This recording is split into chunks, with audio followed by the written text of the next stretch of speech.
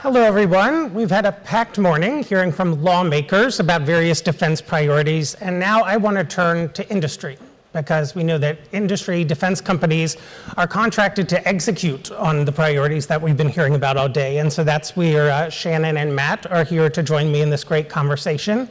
And that's where I want to pick up. We've heard a lot about defense priorities, missile defense systems and outer space. From where you two sit, where is the biggest need to invest in defense capabilities? Yeah, well, thanks for having me, and it's great to to sit here with Matt. I think from an industry perspective, we see a lot of new technology every year. We want to see what we can put in the field, but I think the most important thing from where I see is AI-enabled technology and AI-enabled software in particular. We are in a community right now, and I think in this administration, we've seen the need to have a more efficient, more government run, and you can't do that with humans alone. You really need to embrace technology, and like I said, AI specifically enables technology. There's just too much data that's at scale right now. There's too many systems out there, and relying on humans alone to do that is just impossible.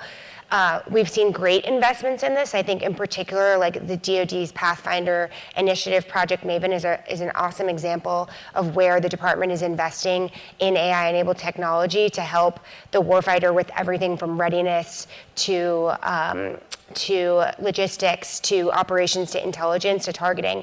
And I think we need to continue to make those investments over the next several years. What do you think, Matt? To add on to Shannon's excellent answer. So first is to echo Shannon's comment. We have to invest in AI. That is a power, a benefit that compounds onto itself. So the better you get at AI, the more advantage you get in AI, you get more advantages. And that is, according to many experts, this is the most profound and transformational technology that we've seen in defense space or otherwise, potentially in human history, at least in generations. So we have to make sure we win there. Second, we need to recognize that China has custom built its military to counter our military, which is presently built off of exquisite, highly expensive systems. They have an anti-carrier missiles that can counter, deter, potentially even defeat, in some circumstances, our carriers, which is a much more valuable item for us. You see similar ROIs for our adversaries with the Houthis in Yemen and the Russians in Ukraine. So recognizing this fact, we need to invest far more into counters to that counter. One of the key areas for that would be highly attritable systems like drones. So imagine a scenario where the Chinese are planning to invade Taiwan. They have the PLAN ships there. They have their roll-on, row-offs, the ro-rows, which have their troops and equipment in it. They're going across, but now rather than facing a series of incredibly expensive, small number of Navy ships, which are important, need to have them, they're seeing tens of thousands, hundreds of thousands of maritime aerial drones from Shield AI, Saronic, Anduril, even Skydio on the commercial and dual-use side. And each one of those can take out ships that are worth tens of millions, 50s of millions, $100 million for them. That counters their counter. It will make them rethink their strategy.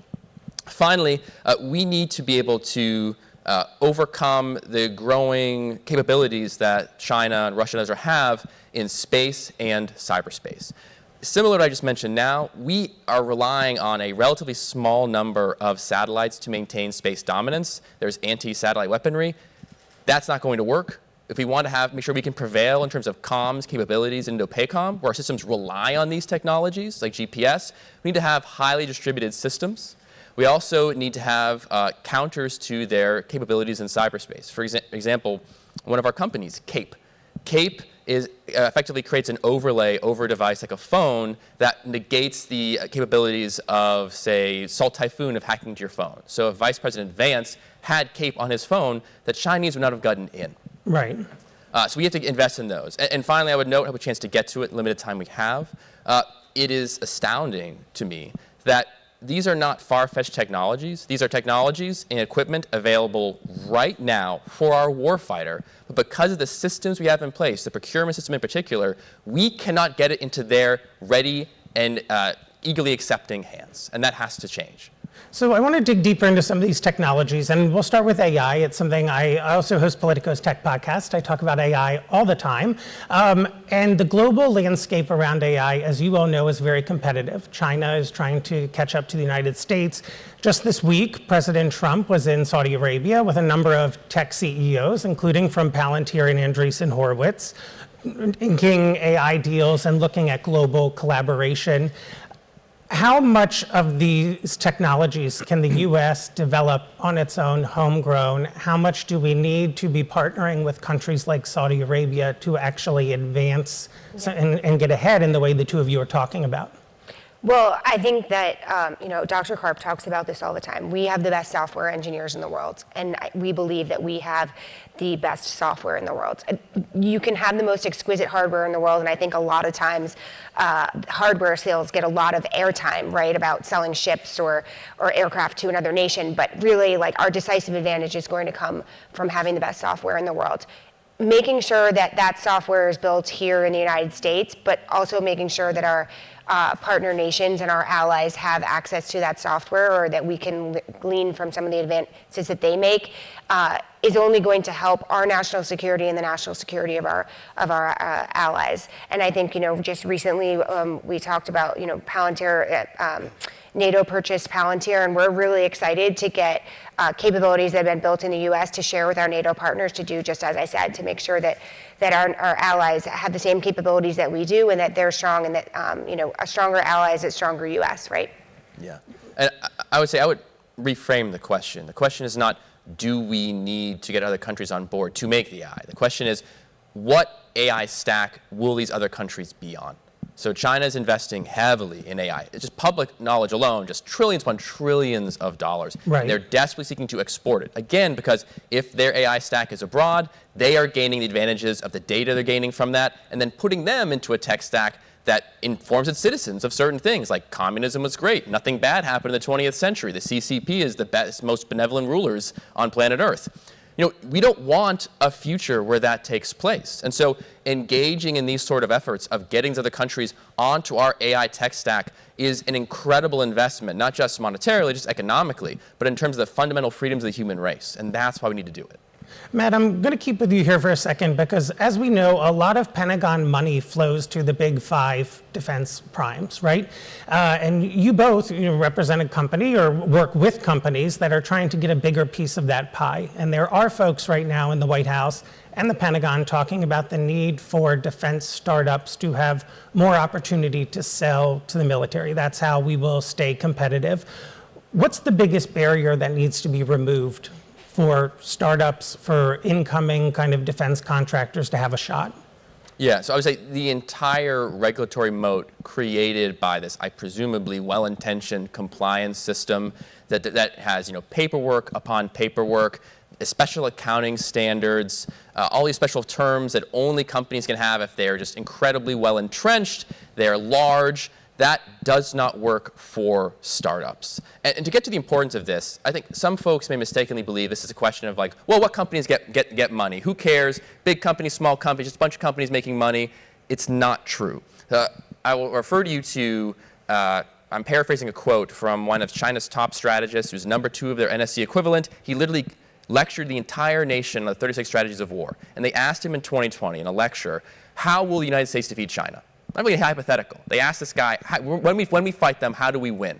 And he said, they have superior, they're fantastic soldiers, fantastic strategists, incredible technology, but they have removed their capability of procuring defense. They can't manufacture, they can't bring in their economy. And then the quote at the end of it is at the end of the day, they'll run out of bullets, and what will they shoot at us? And that is the crux of their strategy. So there's 2 ways to fix that. One of them is a generational shift, expanding the manufacturing base. That's going to take a long time. The other, happen immediately, is, as you mentioned, to expand the DIB.